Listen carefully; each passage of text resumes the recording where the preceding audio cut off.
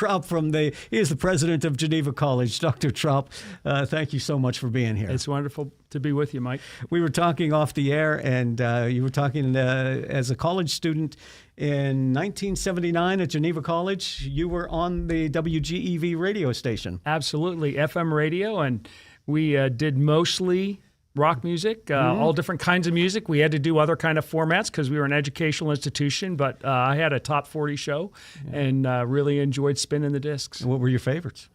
Well, I really liked groups like Journey and REO Speedwagon and that kind of music. James Taylor has always been a favorite for me. Mm-hmm. And you took requests at that time. We did. We had people calling in from all over campus and all over the county. Actually, I mean, we didn't quite make it the whole county. We were not that powerful, but certainly in Beaver Falls and the environs. I remember it. I grew up in Beaver Falls, and so we used to listen to it, and we used to call your DJs and put in our requests. Indeed. Yeah. Yes. Yeah, and it was before all this satellite technology, so you had a small reach as far as the community is concerned. You didn't have satellites and all this other stuff. No, absolutely. Beam the signal. Right, but people didn't have other kinds of things, and so they relied on WGEV and WBVP and other kinds of sources for everything. Yeah, it was pretty cool, though, that you got the attention of the girls on campus, right? That was always one of the things about being a DJ. You were going to get the girls to pay attention to you. Well, they do say that women respond more to voice than anything else. That's good, because then once they see you, if you invite them to the studio, they say, wow, I didn't know he was going to look like that. Always a disappointment. I didn't think it. And more recently, and I talked to Lindsay this morning about this, I see a picture of the communication school from years gone by. There's a picture of about 50 students there. I'm thinking, yeah, they have faces for radios. That was an important part of getting there. But no, and you're having some sort of get-together with the communications department this weekend for homecoming weekend. Oh, yeah, and we love to have people back. Homecoming's great, and people like to come back and spend time with folks who are here with them, so we have reunions, but also for people who've been through the same majors and then can talk about what they're doing since Geneva. Yeah, certainly looking forward to it. Dr. Trop, let's talk about you. You grew up in Chippewa. I did. And went to Blackhawk High School. Yeah, we moved here in 1969. My dad came to work at Geneva as the public relations director and sports information director. And so we moved from Chicagoland to Beaver Falls. And I have always loved football, and so there were a lot of good things for me about moving into Western Pennsylvania, into Beaver County. The Steelers were just getting good. Right. It was a wonderful time for a young boy to be being raised in Beaver County. And Blackhawk High School was a pretty dominant team back in those days. We were. My sophomore year at Blackhawk was Joe Hamilton's first year coaching at Blackhawk, and everybody knows what a tremendous coach he was at Blackhawk and in the county in the WPIAL. And our senior year, we got to the WPIAL championship. So that was a wonderful experience as a high schooler. And there has always been a rivalry between Beaver Falls and Blackhawk, more intensely in those days, I believe. Yeah, we always played Beaver Falls first game of the season. And Beaver Falls had great teams. And in fact, the year we were in the WPIAL championship, Beaver Falls was too. And so it was those were great rivalries, and we played it in middle school and high school, and a lot of great games. So was it always in your career path or your educational path then to go to Geneva, attend Geneva because of your father? Actually, no. I chose to go to Geneva. I was recruited by a lot of places and applied to a number of places. I knew what Geneva offered. Because I had been on campus a lot, been involved in that kind of thing. And at the end of the day, it was just really clear that God was leading me to go to Geneva. And it was a great education. You don't realize how well you're prepared. I didn't realize what I had gotten at Blackhawk High School. I didn't realize what I got at Geneva College while I was there. And then you go out into the world and you're like, wow, I've been well equipped by God through these incredible people to know how to think and act and work. Yeah. And you didn't just go from moving to Beaver Falls in '69, Chippewa in '69, attending Blackhawk, graduating in '79, then going to Geneva for your education, right into becoming the president of the college. You absolutely had a life not. between those times. Oh yeah, I mean, as we talked about in 1983, when I graduated from Geneva College, the unemployment rate was 25%. The steel industry had just really pulled up roots and left, with a lot of other kinds of businesses having to leave because the steel industry was gone and many other industries. I had done an internship at Geneva College in Washington, D.C., so I had good job opportunities in the nation's capital. And I was able to work for a consulting firm and then work on Capitol Hill as a press aide, and then work for a trade association. So I got great experience in about my first 5 or 6 years out of Geneva. So your major was communications? It was, absolutely. All right, so Yeah. very good. So they're going to that radio station WGEV is going to have a resurgence now in 2023.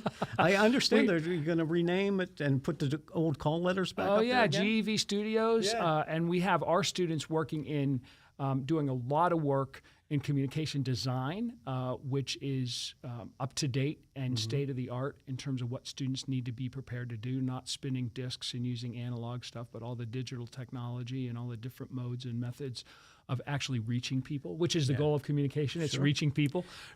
Are you surprised by how this industry has changed? Because I first got into radio at about 1981, when we used to use reel-to-reel and use chalk and razor blades to edit audio. Yeah, I think all of us are surprised as to how things have changed, because we grew up on three major news stations, news once a day for half an hour.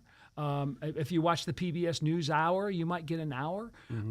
It was a very different. Everyone saw Apollo 13.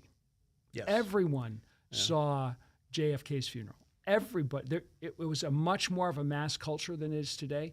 And with the internet, everything has been divided and segmented in such dramatic ways. I mean, there are songs that I know word for word because Top 40 Radio played the same songs over and over again. And now you have to curate your own listening, your own playlist, that kind of thing. Right. With the digitalization of everything and the downsizing and the satellite technology and digital aspect of it all, it has really shrunk the industry quite a bit. Yeah, absolutely. Yeah. And fewer people doing more work.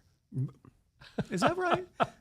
Nobody told me about that when I got in. Yeah, it's happening everywhere. Yeah, Nobody's underworked these days. that's for sure. But yeah, formats have changed, and the business is now more in the hands of bean counters than it is actual people who know the business and know how to do the business. Yeah, that's one of the reasons I love being at Geneva College, because we're small, and we see the people, and we know our students, and they know us, and they have the opportunity to actually interact. And so there are things we have to do to satisfy regulations and accreditations and that kind of thing. But our day-to-day work is really face-to-face, in person, really professors sharing their lives and their knowledge with students one-on-one. Yeah, and you attract students from all over the world. We do. We have students from most states, not every state, but most states, and we have students from many countries, different countries throughout the world that are studying with us. And it's interesting to see the evolution of Geneva as a young child growing up there and walking up past Armstrong Court to go to football games up at Reeves. And but to see it today, I've often told people growing up, you never got the sense that Beaver Falls was a college town. We were Milltown, basically. But when you travel and you go to different places, whether you visit campuses or whatever, there are college towns. Over, I think, the last 10 to 15 years, Geneva has become a college town in that respect. Your students go into town, downtown, a lot more often than they once did. You brought back the parade coming through town for homecoming. You're just an integral part of the community now, and it really shows. And what once used to be a vibrant community because of the mills, now we're seeing younger people, and those people stay. I see a lot of your students not only walking down the hill into town, but they have dorms down there, they have housing down there, and then I know several of them that stayed in Beaver Falls after they graduated. Yeah, we're really, really grateful for our partnership with the city. because it really has a lot to do with the city's leadership and their wanting our engagement and helping us do that in ways that make a lot of sense. And so when you think about both the formal and informal leadership of the city, what's happening in City Hall, but what's also happening in the churches and in the nonprofit world in Beaver Falls and in the county is really helping our students. And we're training students wherever God takes them. They need to be involved in their communities, right? They need to be a vital part of their communities. And for the ones that are able to stay and want to stay in Beaver Falls and in the county, we're really thankful for the way that's growing. You're a married man. You have children, and they still part of the community, or have they branched out? They have branched out. You know, one of the things we teach at Geneva is we really want people to be ready to follow God's call in their life wherever that is. So our most distant is our oldest daughter, who lives in Cyprus. And her husband came to Geneva on a Fulbright scholarship, and they met and fell in love. And his family is from Cyprus, and family business is there, and they live there. So that's quite a ways, quite a trip that we try to make annually to get to see them. But our second daughter lives in Manhattan, Kansas, and Kansas State University is there. They call it the Little Apple. Okay. And then our third daughter is in East Liverpool. She's the closest. Okay. And so they're pretty nearby. And then our fourth daughter is in Escondido, California, near San Diego. Okay. So widespread. You get to Yeah, visit a they're lot all of over the different place. places. Oh, yeah. The Potters over in East Liverpool, Ohio, right? Yes, that's exactly right. The Fighting Potters. My daughter taught over there for a little while, and going through there and then realizing that was their mascot. Yeah, The yeah, Potters over for there. good reason. Yeah, well, that was a big industry. Yeah. Still, again, going to cross over, I think, into West Virginia. Right. You know, you can still find quite an industry as far as that's concerned. Absolutely. Yeah. Cyprus, how do you like it? Oh, Yeah. it's great. The food's great. The weather's great. Other than that, it's terrible. We love Cyprus. It's you know, I have to tell you though, when I go there, I learned all this stuff at Geneva and Humanities, and you know, you get a worldwide mindset in your reading and all that kind of thing. But when you're a Steeler fan and you're standing in the Mediterranean Sea and you're thinking, what am I doing here? I mean, this is such an ancient place. The Apostle Paul walked across Cyprus. You know, it's wonderful, rich place to visit and be. Very good. Our guest is Dr. Calvin Traub from Geneva College. He is the president of Geneva. They're having their homecoming this weekend, so there's a lot of excitement in and around campus. We'll continue our conversation after we take this break on the Best of Beaver County on the St. Barnabas Radio Network. Falling in love is one thing. Having anxiety about falling is a whole different subject. If you or a family member are concerned about falling, and yes, either up or down the stairs, or maybe even out of bed, St. Barnabas has a special message and some ideas just for you. Years of experience in working with people who are prone to falls has given St. Barnabas special expertise in this area. Call them at 724-443-0700 and learn about ways that you can begin to feel more confident and safe, including suggestions that you can implement right now into your daily routine. Call St. Barnabas at 724-443-0700. For many years now, St. Barnabas has been helping people fall in love, that is, with their new, better life, a longer life, a risk-free life. Call St. Barnabas now at 724-443-0700 or visit stbarnabashealthsystem.com and learn more about living longer and better. It's the Best of Beaver County. I'm Mike Romay. Our guest is Dr. Calvin Traub. He is the president of Geneva College. This is the St. Barnabas Radio Network, and we've been talking about Dr. Traub, about his family, his history. Since 2016, you've become president, right? That's correct. 2016? July 1, 2016. Was that something that was always in your career path? Absolutely not. Didn't envision that at No, any I point? didn't. I really thought that I was at Duquesne. Had been there 20 years and really enjoyed it. I loved Duquesne. It was a great place for me, and I envisioned being there and retiring from there. I was connected to Geneva as a member of the Board of Trustees, but I didn't anticipate that kind of change. And we've always known that Geneva Presbyterian College. Right. And you talking about attending Geneva. Your father attended Geneva. You're the president of Geneva. You were with Duquesne University. So where I'm going with this is that religion is a very important part of your life. Absolutely. It's the rock. My faith in the Lord Jesus Christ is just crucial to everything I do and everything I teach and want to teach, and invite people into thinking about why their lives matter so much and what's meaningful about life. And that starts with God. We're both kind of long in the tooth here. Both have gray in our beards and in our hair. How does that evolve into what is happening in today's society, in today's education, today's students? Yeah. Well, one of the things that that's wonderful about the students that we have is, just like every generation, they were created by God. And there's a purpose for their lives. And every generation has different purposes. You know, we talk about the greatest generation, the people that served so faithfully in World War II, and people that, and we don't know what that is. That's what education is about. How do we invite people into understanding truth and grace and love, so that they can do the work that God has prepared in advance for them to do? That's what we're doing at Geneva. We really want to equip students, not for our lives, not for our generation, what we did, but for what they'll face. And so it's really an invitation into learning at a greater depth and learning how to do things as adults, so they can go out and have fruitful and meaningful lives in the world. And not only to serve the Lord, but also to serve your community, your fellow man. And that's why, as we continue, to tie Beaver Falls and the college together, is that there's a certain empathy or sympathy and need for direction for a lot of the folks who are less fortunate in our society, for your students to mentor. Absolutely. We came to Beaver Falls. We're celebrating 175 years. Congratulations. But we started in northwestern Ohio.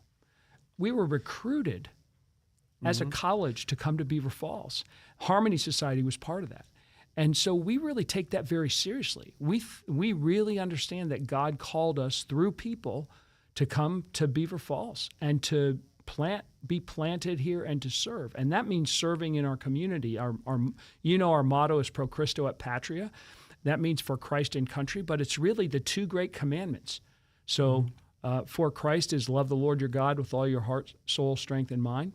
And at Patria is love your neighbor as yourself. It's personal. It's close. It's not an idea. It's a practice. And so we are so thankful we're in Beaver Falls. And we want, we do a lot of work within the city as partners, so that we can serve the city in ways that make sense for us. And is it being embraced not only by the city or the community, but on a global basis? The philosophy, the religious tie-in with education. Well, some people accept it and some people don't, Mike.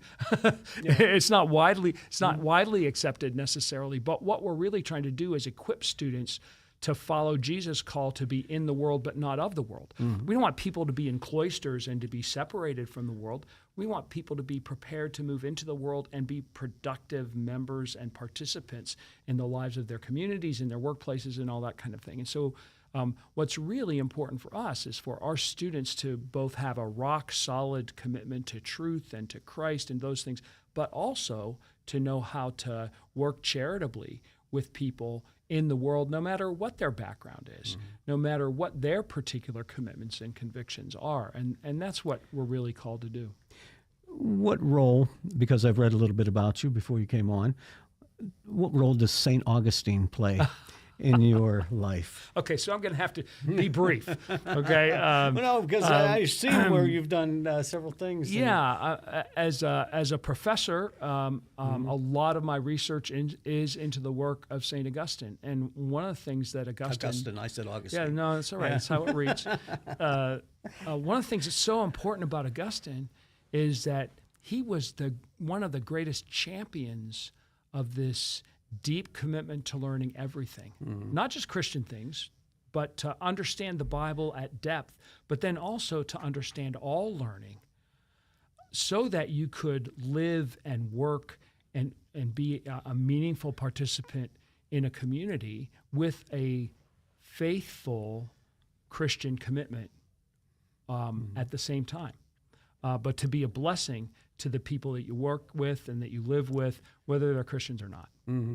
And as we speak, people say, "Well, yeah, that was for a different time." But how does it work into today's teaching and today's living? Well, one of Augustine's basic principles is that God and Christ are eternal, and the Word of God is always culturally relevant because it comes from God. He knows what's going to happen. He knew what was going to happen. It's not like it needs to be updated for today, because the most basic things that we're talking about are principles and truths that apply to human beings. We have to work them out in our era and our day. That's the work we're called to do. But the principles are all transferable. Have you ever visited St. Augustine? Yes. I've been there a before. city It's in very Florida. It's a nice. beautiful place. Yeah. Are you looking forward to this weekend? Oh, absolutely.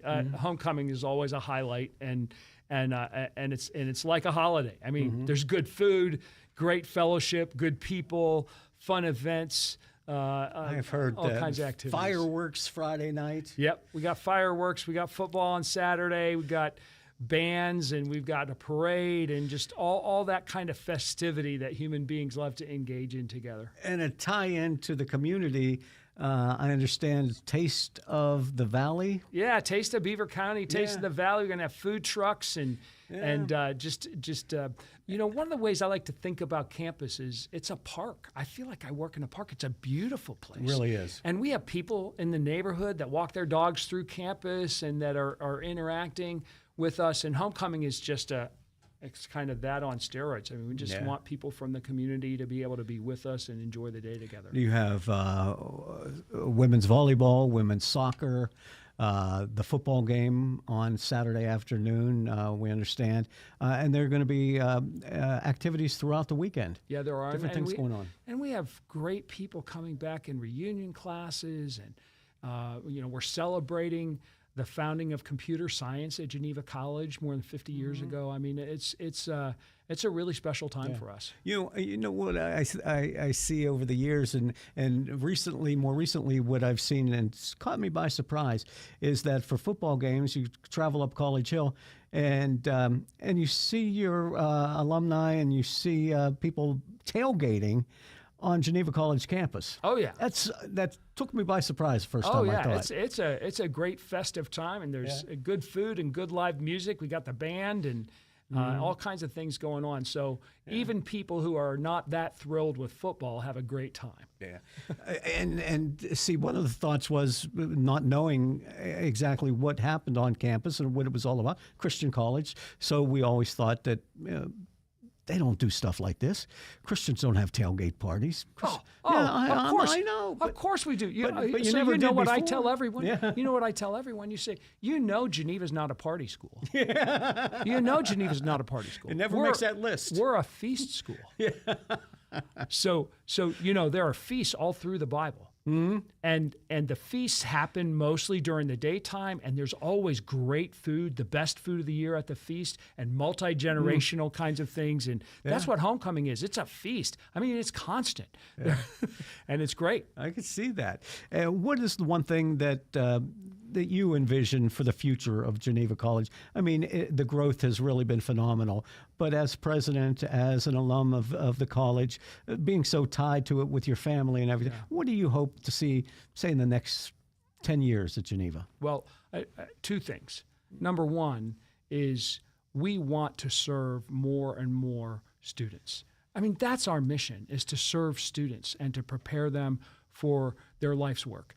And so, we've introduced the Geneva College Tuition Promise for every person in Pennsylvania, every household in Pennsylvania. If a household is at the $70,000 annual income or less level, they can come to Geneva tuition free.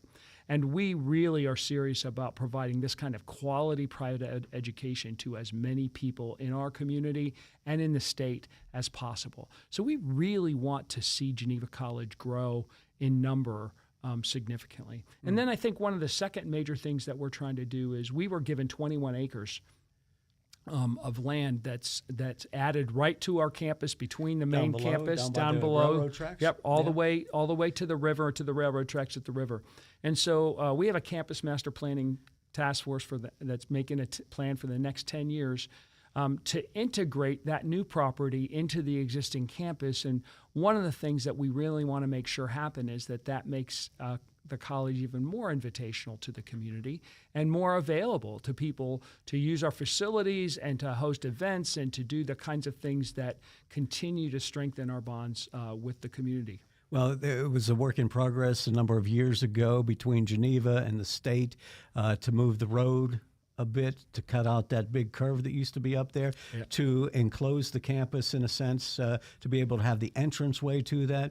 You've bought other properties where you've made more parking available to people. So the growth has been, I think, very advantageous to everyone. Yeah, and this is one of the things we've been working on with the city.